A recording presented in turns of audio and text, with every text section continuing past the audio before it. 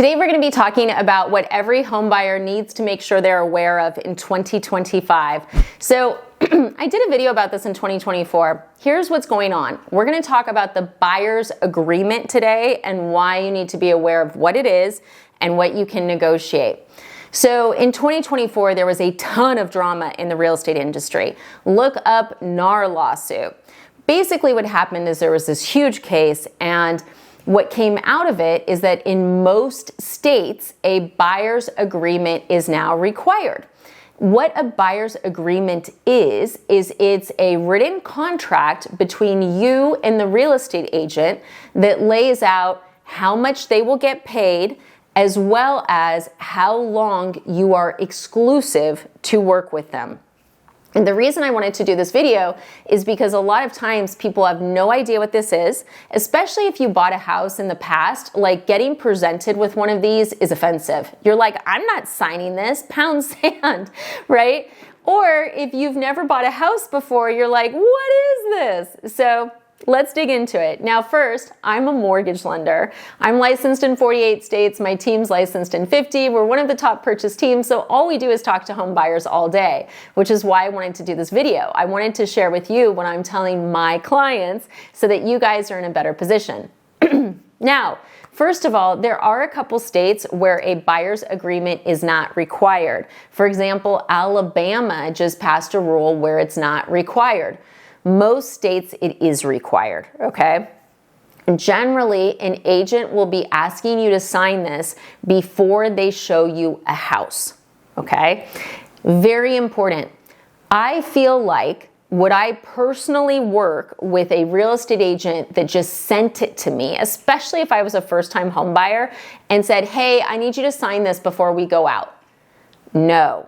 Absolutely not. Guys, it's a legally binding contract. They need to go through it with you. It's a contract that covers the terms of how they get paid, and you can be financially responsible. They need to go through it with you. If they don't want to go through it with you, or they just treat it like, oh, just sign it, don't worry about it, be afraid. And I say this like, look, do I like the buyer's agreement?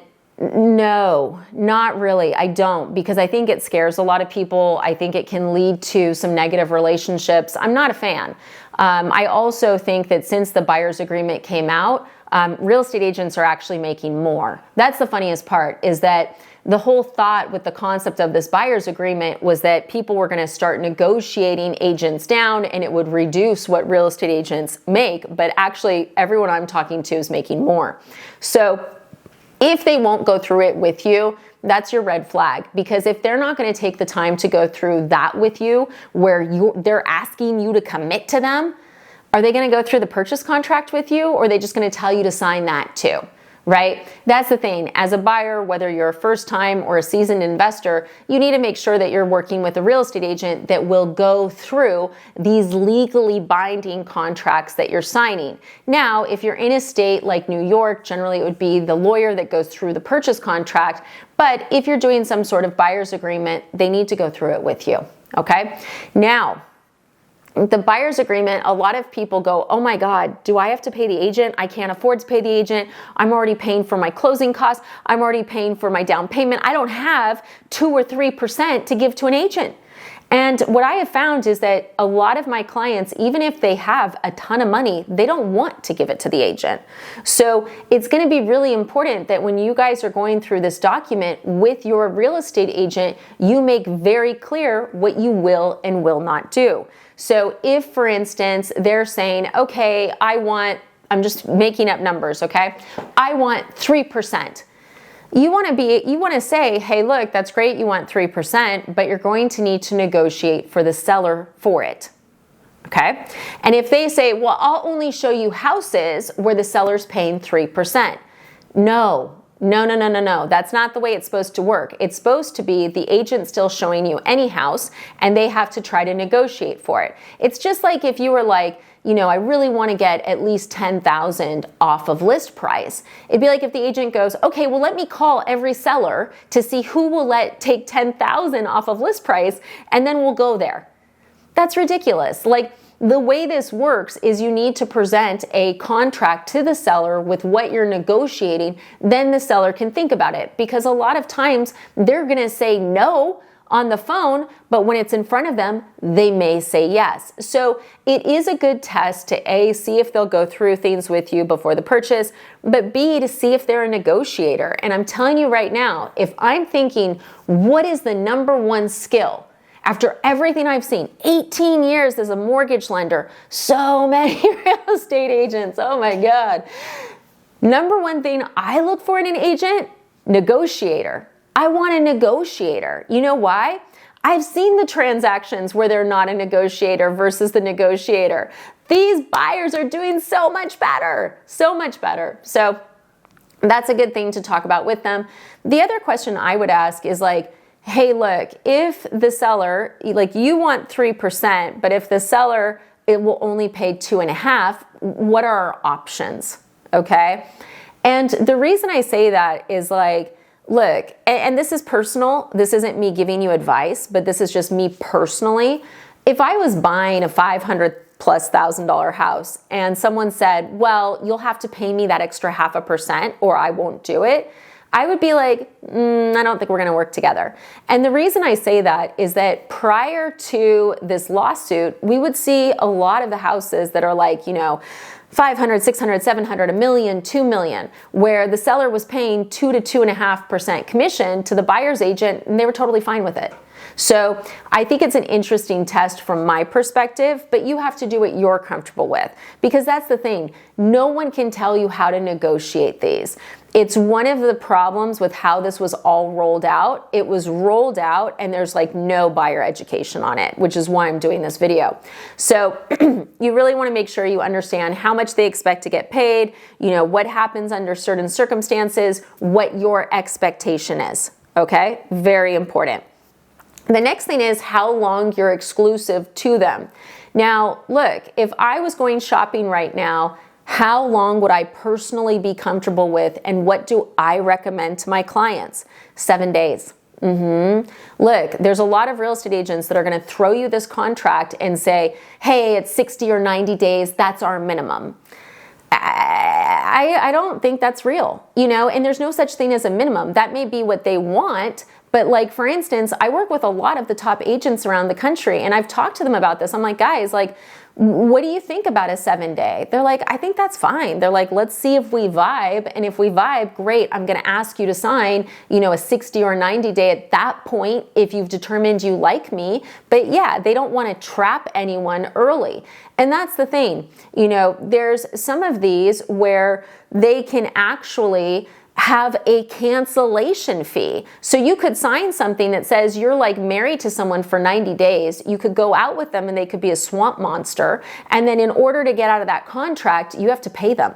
Okay. Luckily, we haven't seen a lot of that, but we have seen a lot of agents tell buyers, you can't get out of this contract. You're staying with me. When that's not 100% true. There are ways to get out depending on the state. But at the same point, why even get into that position, right? Start off with 7 days. And if an agent said, I won't do that, I'd be like, okay, bye.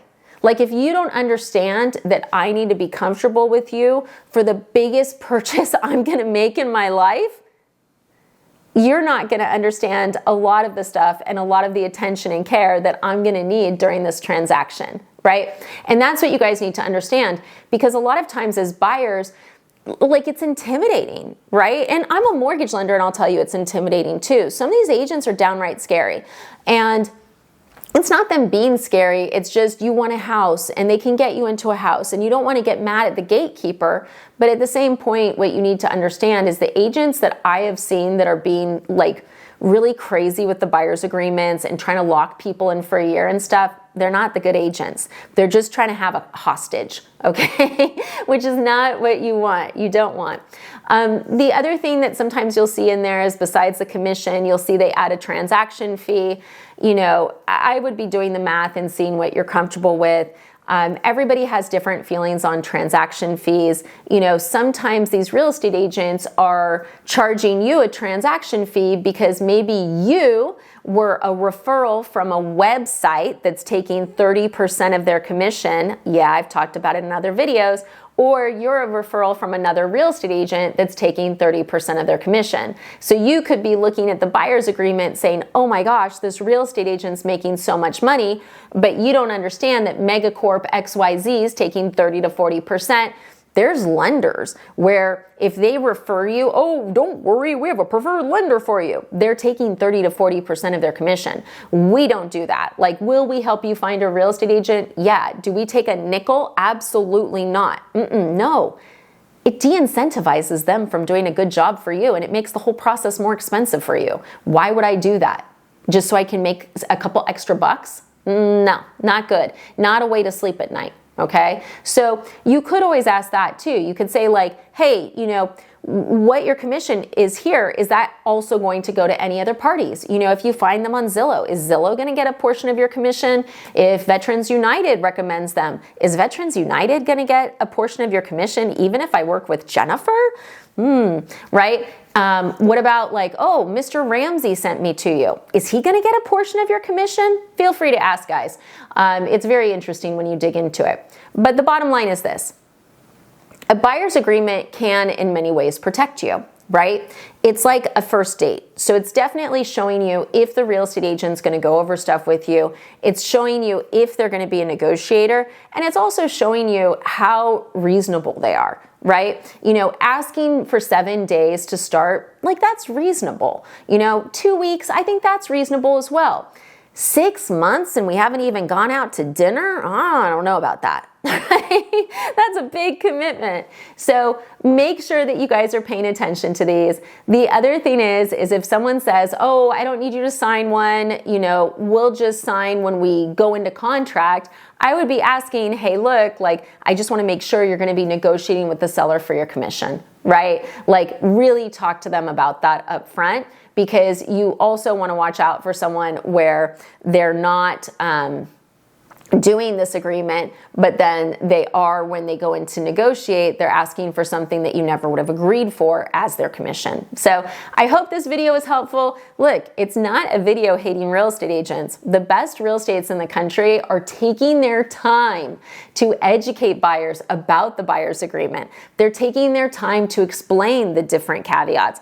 They're taking their time to say, hey, this is why I'm worth this percent. And they're taking their time to make sure that you are comfortable, you're educated and empowered. And that's great. That's what we want. But unfortunately, there are a lot of agents that are scared to talk about it, or they just know you won't sign if they explained it to you and what their value is. So if someone's just sending you a big legal document to sign and saying sign it without explaining it, just say no. Okay. Questions and comments, as always, reach out. No, we cannot negotiate on your behalf buyer's agreements. No, we cannot review them. You know, look, licensed attorney can do that. But really, you need your real estate agent to walk you through this, because this is their agreement. Thanks for watching, guys.